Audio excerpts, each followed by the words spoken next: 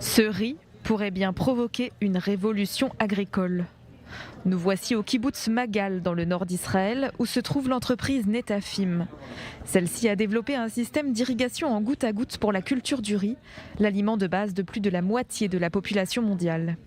Objectif, remplacer les rizières inondées ayant fourni du riz depuis plusieurs générations, mais dont les dommages causés à l'environnement s'avèrent problématiques. Produire 1 kilo de riz nécessite 5000 litres d'eau. En utilisant l'irrigation au goutte à goutte pour faire pousser du riz, vous pouvez économiser 70% d'eau. Ainsi, vous n'utilisez que 1500 litres pour 1 kilo de riz. De même, cette technique permet également de faire drastiquement chuter les émissions de gaz et méthane à zéro, alors que la culture du riz était jusqu'ici responsable de 10% du total des émissions dans le monde. Un système prometteur que l'entreprise, considérée comme pionnière dans l'irrigation en goutte à goutte, compte exporter par le biais d'un programme pilote, utilisant sa technologie sur 1000 hectares de rizières en Europe et en Asie du Sud. Une excellente nouvelle pour les cultivateurs. Passer d'une culture en rizière à une culture en goutte à goutte permet aux agriculteurs de varier les cultures. Ainsi, ils pourront améliorer leurs conditions de vie et pourront également faire pousser plus de cultures avec moins de ressources.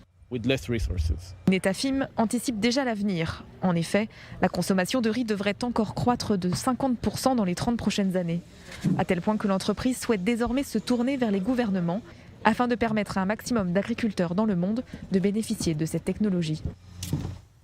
Alors, on va parler de sécurité alimentaire justement avec notre invité Édouard Kuckerman. Bonsoir. Vous dirigez le fonds Kuckerman Investment et Catalyst Fund. C'est un fonds d'investissement et vous avez organisé cette première conférence finalement consacrée exclusivement à la sécurité alimentaire avec des investisseurs des Émirats Arabes Unis parce que maintenant évidemment il y a beaucoup d'interactions entre Israël et les Émirats Arabes Unis. Ça veut dire qu'il y a aux Émirats Arabes Unis, en tout cas vous l'avez identifié, une vraie appétence, un vrai besoin en termes de sécurité alimentaire et d'innovation?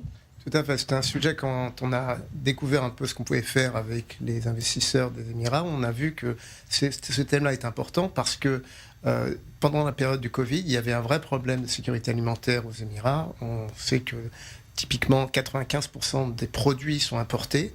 Et pendant cette période où il y avait très peu de vols, il y avait un stock qui s'est réduit à 1 mois et demi. Il y a un vrai intérêt par rapport à ce qui est développé en Israël, où il y a un développement agricole, l'agrotech qui est développé depuis des années et qui, en plus, a l'avantage d'avoir une expérience sur un climat aride, avec un problème d'eau, les problèmes qu'on a dans notre région. Donc on apporte vraiment quelque chose qui est particulier à Israël et c'est ce thème-là qui revenait à chacun des rendez-vous qu'on avait dans les Émirats. Et c'est pour ça qu'on a décidé de faire une conférence sur ce thème. Ouais. Alors qu'est-ce que veulent ces investisseurs finalement des Émirats? Ils veulent acheter la technologie israélienne, ils veulent investir dans des startups israéliennes ou ils veulent finalement transposer ce qui se fait en Israël chez eux? Il y a un double intérêt. D'une part, d'investir dans la technologie israélienne parce qu'ils savent que pendant cette période également, les investissements traditionnels qu'ils ont eus dans le tourisme, dans l'aviation, dans même le pétrole, sont des secteurs qui ont été très, très fortement affectés, alors que la high-tech a eu pendant cette période de 2020 une année extraordinaire.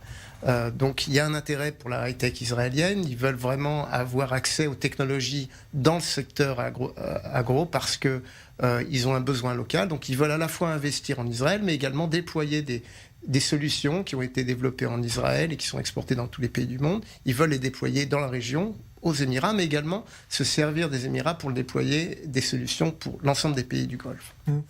Qu'est-ce qui, justement, rapproche encore plus aujourd'hui Israël des Émirats dans ce domaine? Vous avez parlé de cette configuration géographique qui est à peu près similaire, c'est ça? On veut là-bas aussi faire pousser des bananiers en plein désert, c'est un peu ça leur objectif? Il y a ça, mais pas seulement. C'est pas seulement de l'agriculture. Ça peut être, par exemple, il y a une des sociétés, Aquamaof, qui est venue avec leur solution pour les piscines artificielles pour avoir donc la production de poissons dans la région. Il y a également des solutions.